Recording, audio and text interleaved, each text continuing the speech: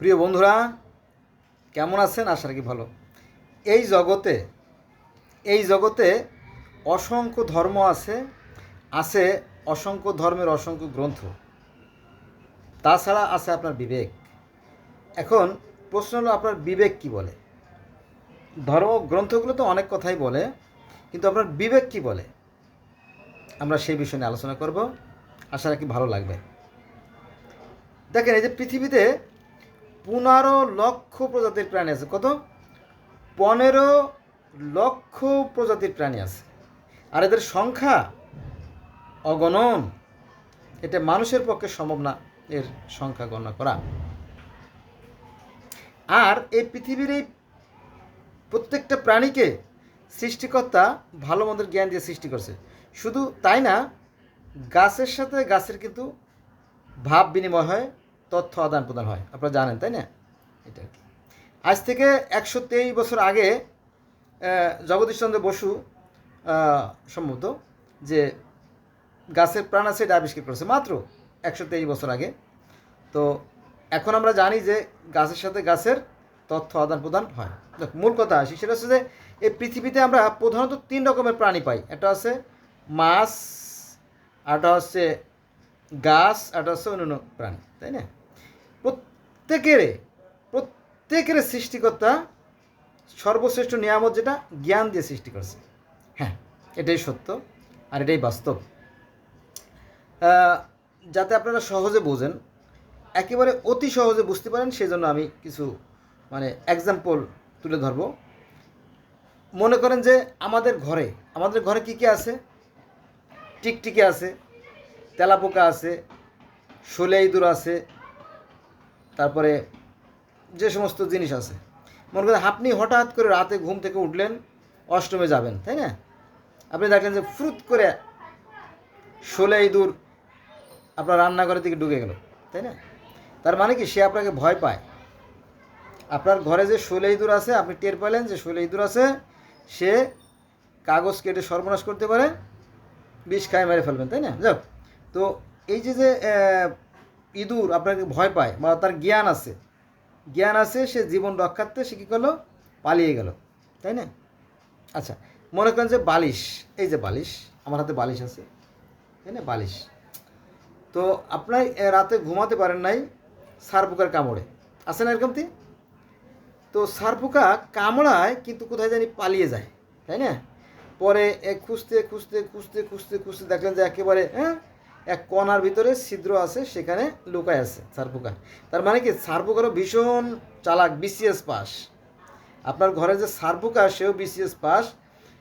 আপনাকে রাত বেড়ে খাইছে কামড়াইয়ে, কিন্তু আপনি তাকে ধরতে পারেন নাই। সকালবেলা আলোতে অনেক খোঁজাখুঁজির পরে আপনি জানতে পারলেন যে এই সারপোকাগুলো বা উড়োজগুলো, তাই না, কাপড়ের এক কোণায় লুকায় আছে, তাই না? তার মানে কি, এদেরও অনেক জ্ঞান আছে না? অনেক জ্ঞান আছে। তারপর টিকটিকি, মনে করেন যে আপনি রাতের বেলা উঠছেন, অথবা দিনের বেলা হোক, আপনি বাতি জ্বালালেন, তো টিকটিকি আপনি কিন্তু দেখছেন যে টিকটিকি ওই আশেপাশের যে পোকাগুলো খাচ্ছে, কিন্তু আপনি যখন লাইট জ্বালালেন বা আপনাকে দেখে টিকটিকি কী করলো? ওই যে দেওয়াল ঘড়ি আছে তার পিছনে লুকাই গেল, বা ক্যালেন্ডার পিছনে লুকাই গেল, নাই। আপনি কিন্তু জানেন যে এখানে টিকটিকি থাকে, কিন্তু আপনি তো টিকটিকি মারবেন না, কী প্রয়োজন আছে? টিকটিকি তো কোনো ক্ষতি করতেছে না, বরং পোকামাকড় খেয়ে ঘরটার কি ভালো রাখছে, তাই না? এই তো আমি যে উদ্দেশ্যে কথাগুলো বলতেছি, আর তা হচ্ছে যে এই যে তেলাপোকা, তারপরে সারপোকা, তারপরে টিকটিকি, হ্যাঁ, মশা। আপনি রাতে ঘুমাতে গেলেন, তো শুয়ে পড়ছেন, কিন্তু ভিতরে দেখলেন দুটো মশা আছে না? দুটো মশা আছে। তো আপনি মারার জন্য অনেক চেষ্টা করলেন, মশা একবার এদিকে যায়, একবার ওদিকে যায়, একবার এদিকে যায়, আপনি অনেক চেষ্টা করে পরে একসময় ব্যর্থ হয়ে গেলেন, না, মশার সাথে আমি পারলাম না। আস্তে মশারি একটা সাইড উঁচু করে দিলে মশা চলে গেল, তারপরে আপনি শুয়ে পড়লেন, তাই না? প্রত্যেকটা আমার বলার উদ্দেশ্য হচ্ছে, সৃষ্টিকর্তা পৃথিবীর প্রত্যেকটা প্রাণীকে ভালো মন্দের জ্ঞান দিয়ে সৃষ্টি করেছেন। এই যে 15 লক্ষ প্রজাতির প্রাণী বা কোটি কোটি প্রাণী, এদের সংখ্যা, সবাইকে সৃষ্টিকর্তা ভালো মন্দের জ্ঞান দিয়ে সৃষ্টি করেছেন, সে ব্যাপারে বিন্দুমাত্র সন্দেহ নাই। আমরা যশোরে, মামা বাড়ি যশোরে, তো নড়াইলে ছোটোবেলা আমরা যখন মধুমতিতে গোসল করতে যেতাম, তাহলে ওখানে আপনার হরেক রকমের পোকা, যেমন একটা আছে লাল পিঁপড়া, একটা আছে কালা পিঁপড়া, হ্যাঁ, একটা আছে মাইজেলি, উল্লা, ডেল্লা, হ্যাঁ, অনেক রকমের পোকা আছে। তারপরে কেল্লে পোকা আছে, ওই যে রেল লাইন আছে না, রেল লাইনের মধ্যে এক প্রকার কেল্লা আছে, ওদের গায়ে ভীষণ গন্ধ, বিশ্রী গন্ধ। অনেকে দেখছি দুষ্ট পোলা পাড়া দিয়েছে, পাড়া দেওয়ার পরে মানে বিকট একটা গন্ধ বেরোইছে, ওরে বাবা মা পোষায় দোয়া যাবো না, তাই না? ওই পোকাগুলো কিন্তু খুব সুশৃঙ্খল জাতি। ওরা কিন্তু জঙ্গলের এই সাইড থেকে এই সাইড যখন চলাফেরা করে তখন কিন্তু শৃঙ্খলাবদ্ধ হয়ে সুন্দরভাবে, হ্যাঁ, সারিবদ্ধভাবে চলাফেরা করে। এটা আমার প্র্যাকটিক্যাল এক্সপিরিয়েন্স আছে, আমি দেখছি জীবনে। প্রত্যেকটা প্রাণী তাদের জ্ঞান আছে। আবার এই যে বর্ষাকাল আসে, প্রতি বছর বর্ষাকাল হয় না, বর্ষাকালে যে পিঁপড়েগুলো, ওরা কিন্তু মনে করেন যে চারিদিকে পানিতে তলায় গেছে, হায় হায় পিঁপড়েগুলো কোথায় দাঁড়াবে, সে মারা যাবে না, মারা যায় না। তারা সবাই একসাথে কয়েক হাজার পিঁপড়ে দলাবদ্ধভাবে পাকায় থাকে, হ্যাঁ। কিছু পিঁপড়ে নিচে যায়, কিছু সময় বিশ্রাম নেওয়ার পরে আবার উপরে উঠে আসে, আবার কিছু সময় পিঁপড়ে যায়, আবার উপরে উঠে আসে, আবার কিছু পিঁপড়ে নিচে যায়, আবার কিছু উপরে উঠে আসে। এইভাবে ওরা চক্রাকারে ঘুরতে থাকে। এরপরে বাতাস আস্তে আস্তে আস্তে আস্তে ওদেরকে কোনো একটা স্থলে নিয়ে যায়, যে কোনো, হয়তো কোনো গাছের কাছে নিয়ে গেল বা কোনো মাটির কাছে নিয়ে গেল, বাতাস তো দিনে রাতে কম বেশি বাতাস প্রবাহিত হয়। তারপরে ওরা নিরাপদ যখন চলে যায় তখন আস্তে আস্তে পিঁপড়েগুলো সেই জায়গায় যেয়ে নিজেকে রক্ষা করে। বিশেষ করে গাছে বন্যা হলে ওই পিঁপড়েগুলো গাছে উঠে তাদের জীবন রক্ষা করে। বোঝা গেছে? তার মানে কি পিঁপড়েরও জ্ঞান আছে, আরও অন্য অন্য প্রাণীর তো জ্ঞান আছে, জানেন তো, তাই না? টুনটুনি পাখি বলেন আর দোয়েল পাখি বলে, সবাই কিন্তু বাসা তৈরি করে তাদের নিজের নিয়মে, নিজের বিধানে। এটা তারপরে আমার যার মনে আছে, ওদিকে মধুমতি নদী, এদিকে ডাঙ্গা বাড়ি। তো মধুমতি নদী আর ডাঙ্গার মাঝামাঝি জায়গা, ওইখানে আপনার কেঁচো আছে না, কেঁচোরা কিন্তু বাসা তৈরি করে। এটা তুচ্ছ একটা বিষয়, কিন্তু এখানে জ্ঞানীদের জন্য অনেক কিছু আছে যদি আপনারা এটা অনুধাবন করেন। তো কেঁচোরা কী করে জানেন? কেঁচোরা নিচ থেকে মাটি এনে এনে এভাবে স্প্রে করে করে করে তাদের বাসাগুলো একেবারে ওই মতিঝিলের যে বাংলাদেশ ব্যাংকের মতো ওইভাবে উঁচু উঁচু তারা পাহাড় তৈরি করে। হ্যাঁ, তো আমরা হাঁটছি, কেঁচোরা কাজ করতেছে, হঠাৎ করে আমাদের পায়ের শব্দ শুনে কেঁচো চুপ মেরে গেছে, আর কেঁচোর কোনো সাড়া শব্দ নাই। আমরা কিন্তু ওখান থেকে হেঁটে যাই নাই, আমরা চুপ করে দাঁড়ায় রয়েছি। কিছু সময় পরে আবার কেঁচো কাদা তোলা শুরু করছে, তারা মনে করছে যে মানুষ জগতে চলে গেছে, আসলে আমরা যাই নাই, বুঝছেন? তো এখানে কেঁচোরও জ্ঞান আছে, দেখবেন কেঁচোর ভিতরে কিছু নাই, খালি একটা লম্বা কাঠির মতো, তাই না? তো তার ভিতরে কোথায় যে প্রাণ থাকে, কোথায় যে জ্ঞান থাকে, এটা আমরা বলতে পারবো না, সৃষ্টিকর্তা ভালো জানে। আচ্ছা, মূল কথা আসি। এভাবে পৃথিবীতে যত মাছ আছে, ছোটো চেলা মাছ থেকে শুরু করে অতিকায় তিমি মাছ, প্রত্যেকের সৃষ্টিকর্তা জ্ঞান দিয়ে সৃষ্টি করছে, আর তারা জ্ঞান দিয়েই পথ চলে। আবার প্রত্যেকটা পাখিরও জ্ঞান আছে। প্রত্যেকটা পাখিরা কী করে? তারা সেই কাঁটাযুক্ত গাছ যেগুলো, সেই গাছের উপরে বাসা বাঁধে, এবং বাসাগুলো এমন জায়গায় বাঁধে যে মানুষের নাগালের বাইরে, যারা দুষ্ট ছেলেরা যাতে নাগাল পেতে না পারে, এবং ওই ওই পাখির ছানাগুলো বা ডিমগুলো তারা নিয়ে না যায়, ক্ষতি না করে, তাই না? তার মানে এগুলো প্রমাণ করে যে পাখিদেরও জ্ঞান আছে।